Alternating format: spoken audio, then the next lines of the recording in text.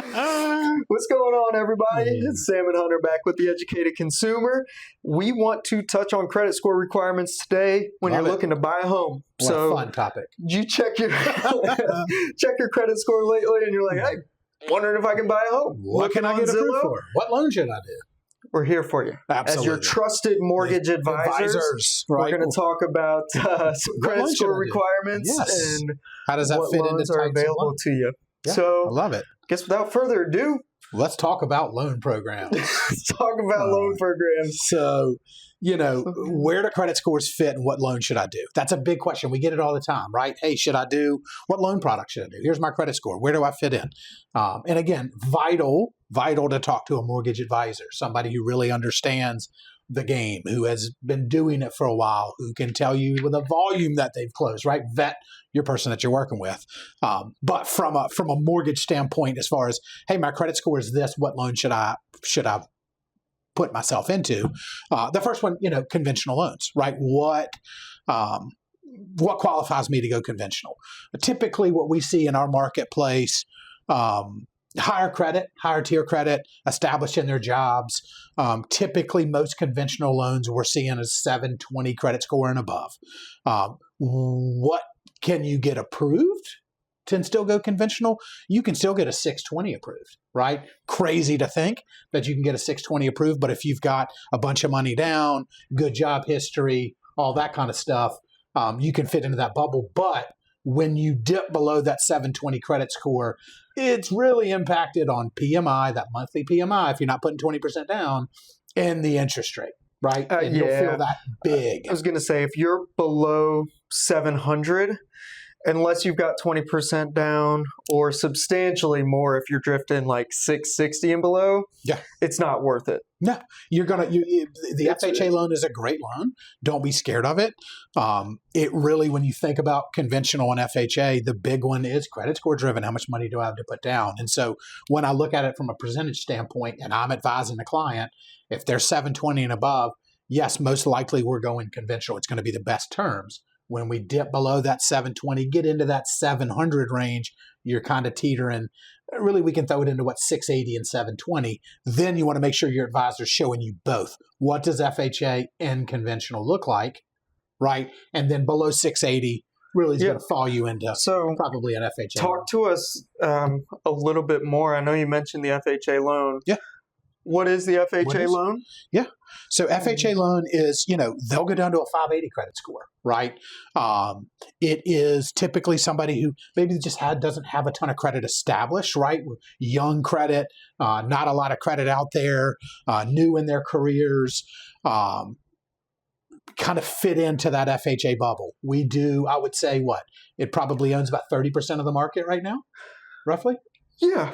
I think kind of differentiating FHA versus conventional. FHA is from the Federal Housing Administration. Backed by the national program. It is backed by the government. And so the pros of an FHA loan, lower credit score requirements generally, and interest rates are not as much risk-based pricing as conventional loan. Yeah. Conventional loan, if you've got a 660 credit score, you're going to be 1%, if not above that, higher than an FHA loan at a 660 credit score. Correct. So just to give you a bit of background, that's what the FHA loan is, and those are the advantages there. So we touched on FHA loans and kind of where that fits. And again, vital to talk to an advisor that can advise you on the two different programs, especially if you're teetering between do I do conventional and do I do FHA. But regardless, you should have a good mortgage advisor that is really explaining the difference in the two and showing it. Like whenever we have a client, we're going to explain, hey, this is FHA, this is conventional. Hey, FHA has a little bit better rate when you get lower credit scores, right? But you got PMI on that loan and it's for the life of the loan versus conventional, and that PMI can go away. So advisors are vital when you're exploring the mortgage process. I think it's also important to note that we're spending a lot of time on these two, because I would say these two, especially for first-time home buyers, probably encompass like 90% 90% of the market. Absolutely. You will have one of these two loans, unless you're a veteran or buying out in a rural area, which we'll briefly touch on. Yeah. you'll fall into one of these two loans. Both great options. Yep. But that's just why we're touching mainly on these two. Correct. Is because it owns most of the market. You'll most likely fall into one of those two boxes. Yep. And so let's talk about, so we said 90% of our loans that we're seeing are falling into that FHA conventional. Where does that other 10% come up? So, VA loans, the next one we cover. If you're a veteran and you served our country, first and foremost, thank you so much for serving our country. One of the better things that veterans have access to is the VA benefit. The VA benefit, you have to be a veteran or active service. If you got questions, if you're a veteran and have questions, do I qualify? Definitely reach out. Great interest rates, no PMI, 100% loan, phenomenal. But again, small box to fit in because you have to have served our country to gain access to it. And then the next one in line that owns probably similar to what VA does is that USDA loan, right? You want to break down what that looks like? Yeah, so this loan is specialized for rural areas, and it's really available another government-backed loan, really available to help kind of promote those rural areas as more people are moving into suburban America and urban America. This really helps people get into those areas with 100% financing, so no down payment. The by-the-book minimum credit score is 580, but in our experience, honestly, these loans are a little more difficult to qualify for since there's no down payment. Yep. And so generally, we're seeing 680 and above. Yeah. Of course, case by case, come to us. We'll talk to you about it. But shoot for that 680 marker above if you want to qualify for this. And one of the main points of USDA is it's like there's a website that every lender in the country goes to, and we have to put the property address for the house you're interested in in order to tell you real quick, hey, it's approved or it's not. And so it is very location specific. It probably owns, it just depends on where you're at in the country, right? Sometimes there's a ton of USDA. If you're super rural in Wisconsin, there's a lot of USDA eligibility. If you're in the middle of Charlotte, North Carolina in the metro, you're not going to find it. And so make sure you're asking your advisor, if you want to look into a USDA loan, what areas where you live are approved to do USDA financing. Definitely. Last but not least, the jumbo loan.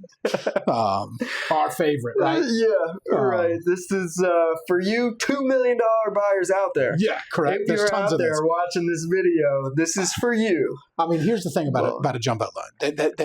It's frustrating because Sam and I both are expectation setters, right? And so with FHA, with VA, with USDA, with conventional loans, there's a roadmap. There's a book of guidelines and rules that say, hey, this scenario works. This doesn't work. Like, we can set our watch to these loans and really set some clear expectations. With a jumbo loan, higher tier credit, typically established in your careers, large down payments, lots of money in the bank. But even then, there's no written set of rules that they follow. And so they can ask and poke holes wherever they want to. Doesn't matter how much 100%. Money you have or established you are. They can ask whatever they want to. And oftentimes they do ask some off-the-wall questions that they don't make much sense to us, but you're borrowing a substantial amount of money. And when you do that, the risk is just substantially greater. Exactly. And just to butt in really quick, a jumbo loan is anything over about that $800,000 loan limit. And so, just to put it into scope, you'd be looking at payments around $8,000-$9,000 a month. For jumbo loans right now with where interest rates are. So just, it's a small bubble. It's a small bubble. If you're thinking about buying those multi-million-dollar properties and you fall into that, a lot is going to be expected of you in terms of like monthly income and down payment requirements, that kind of thing. A lot more documentation, right? We don't need to go completely down the rabbit hole, but just kind of to briefly sum it up, this is when you want to borrow a shit ton of money. Yes. And correct. It's harder because put yourself in our shoes. Yep. And the bank's shoes. I'm lending you $1 million. The risk is higher. They're going to ask a little bit more than if they want, if you want $200,000. And so another product that's vital to have a very good advisor that understands the product and can set proper expectations. 100%. For jumbo loans. So, that kind of wraps up the main loan programs. We are able to lend in all 50 states. Absolutely. There are no dumb questions, right? There are no dumb questions. This is a process. Buying a house is a huge financial commitment, and we're trying to bring some education to the space because we don't feel like there's enough. Exactly. And so if you've got questions about the programs we went over, drop it in chat. Let us know. We're here to help any way we can. Shoot us an email. We show all of the programs available to you if you were to look into buying a house, because it's not a one-size-fits-all kind of deal. Every deal is unique and different. And so we'd love to chat with you and communicate with you. Until then, we'll see you next time. Shoot us a like, subscribe. Thank you. See you soon.